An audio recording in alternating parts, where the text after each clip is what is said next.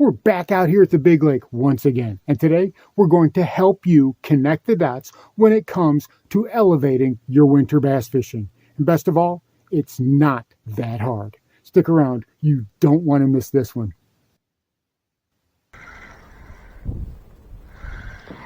There we go, I got him. That's a better one. That's a better one, kids. Stay down. That's a good fish. Holy cow, that's a really good fish. Stay down, stay down. Oh my goodness, that's a good fish. That's a tank, that's a toad. Holy cow. This one here is a big one. Oh my goodness.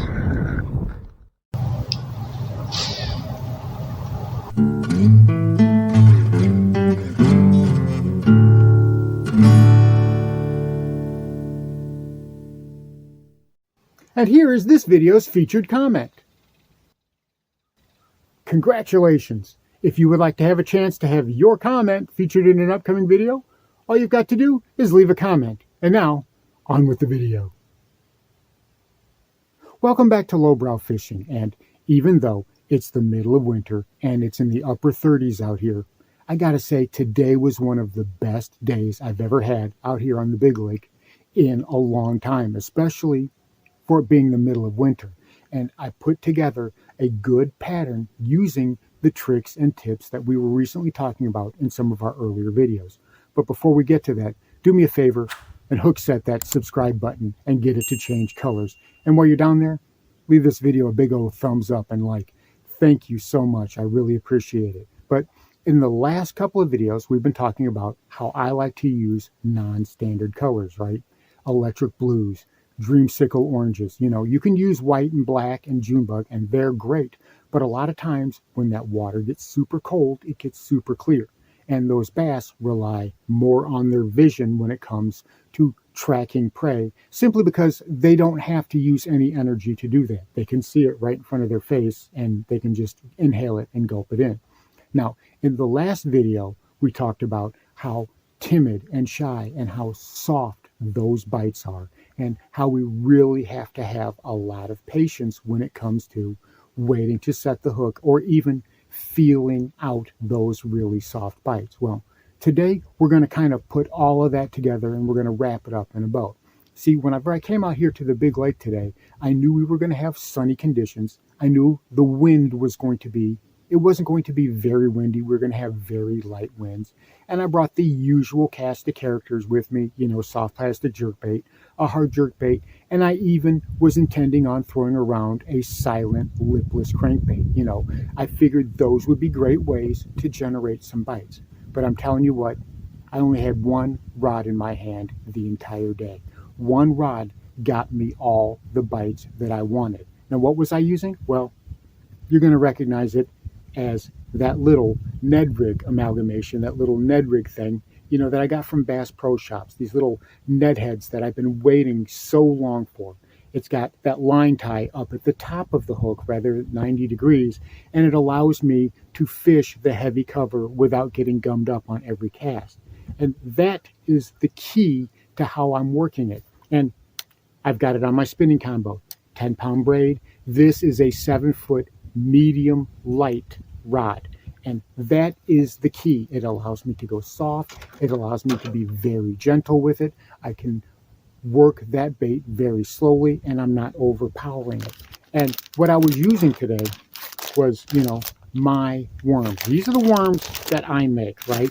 And I've already told you guys that I'm going to be selling these here before too long, but this is a batch, you know, those are several batches that I made, and you can see, well, I've got this what we call Listerine blue or spearmint blue, and I've got my normal dreamsicle colors. And I thought for sure today those were going to be the key. Those were going to be the ones that I did all of the damage on, but actually they weren't. The worms that those fish were really after today were the brown ones. And all I was doing was I was taking this brown worm, this regular brown worm, you know, not even the blue one or the orange one, and I was just folding it like that, folding it right in half, and I was just cutting it right down the middle, and that gave me two perfectly sized 2.5-inch baits. And that's what I was working on that Ned Rig. That's what I did today. and they really wanted this brown one. This is the color that they wanted. You know, I went with the orange, I went with the blue, and I could get a dink here and there, and I could get a few soft bites here and there. But once I went with this color, things changed so drastically. It didn't take but a few casts, and well, I ended up catching a really nice fish.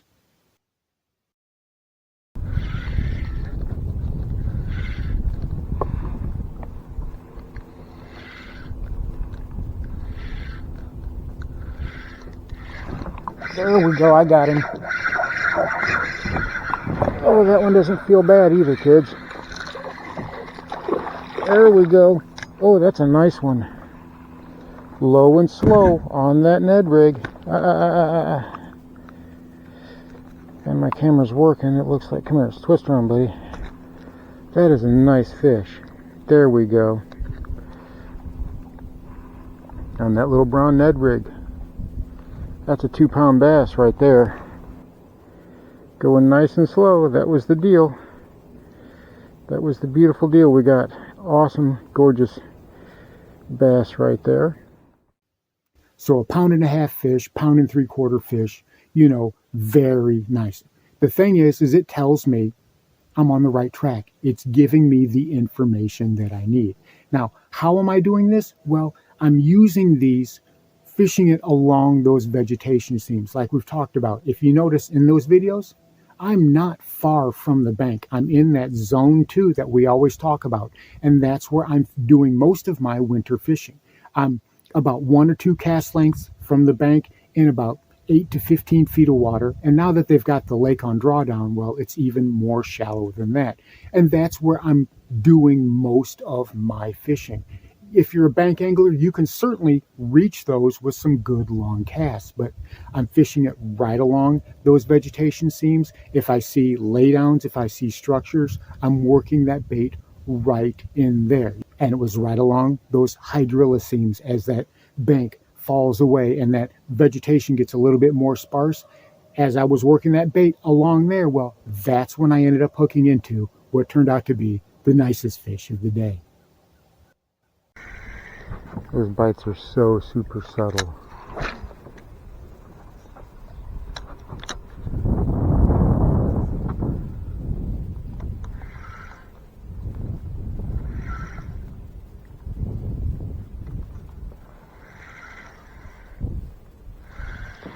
There we go, I got him.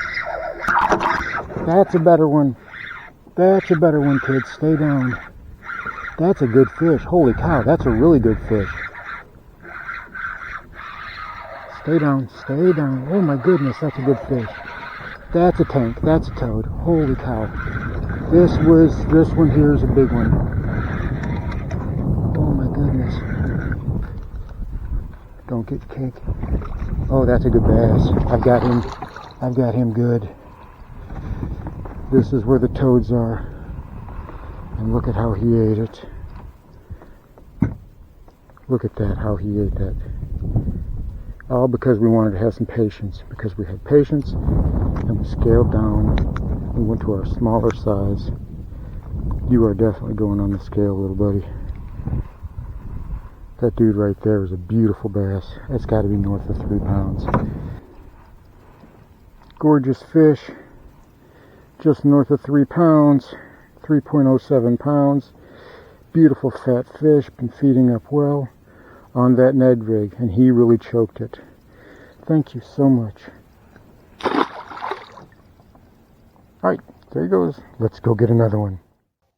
So at that point, I decided, well, I'm locking this in my hand.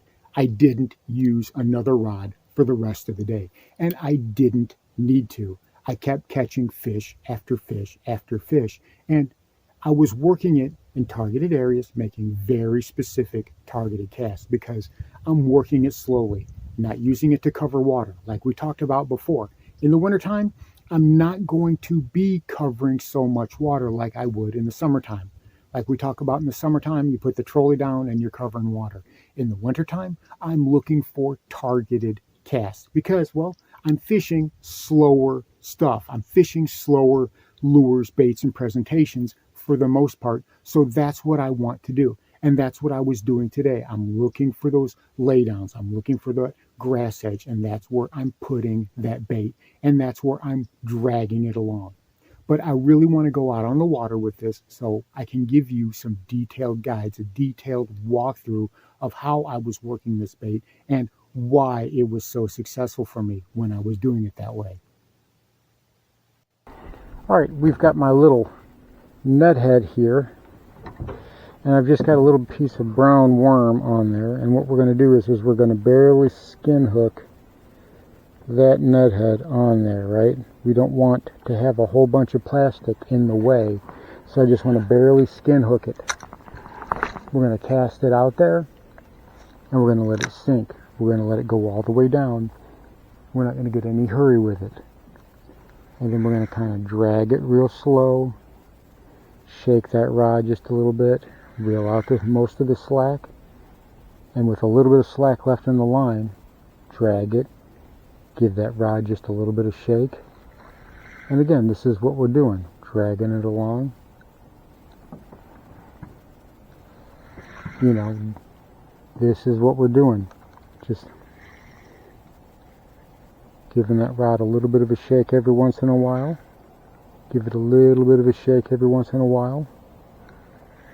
But we're fishing it mostly on, you know, nice and slow on a slack line. Drag it along, let it sit, drag it along, nice and slow, reel up that slack. Just like that, that's all I'm doing. And every once in a while, I'm going to give it just a little bit of a shake. Not really a big shake. I still have a lot of slack left in my line. And I'm just tapping the slack out of it. You know, like Bob Ross used to say, right? 2 hairs and some air. And the reason I'm doing that is, you know, try to give little indications of life. Little indications of things here and there. You know, maybe catch that bass's attention. Give that reaction strike a little bit. Cast it out there, let it sit, let it stay, you know, just kind of drag it to you. Shake that rod just a little bit. Reel out that slack. Most of it, you want a little bit of slack. Just like that. Nice and slow. I'm casting out. Again, I mean, I'm not too far from the bank in a lot of this instance.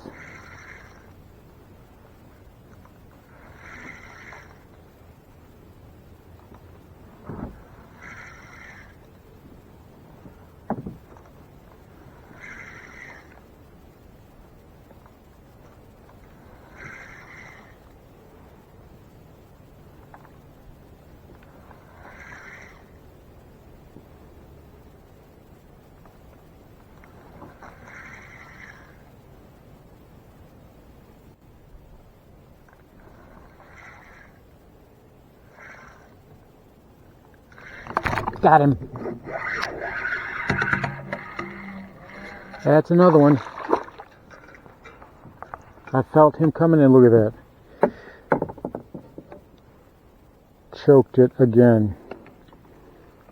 That's another one. All the way down the gullet. I felt him tapping at it. That's another nice fish. That is another nice fish. £1.25 in that area.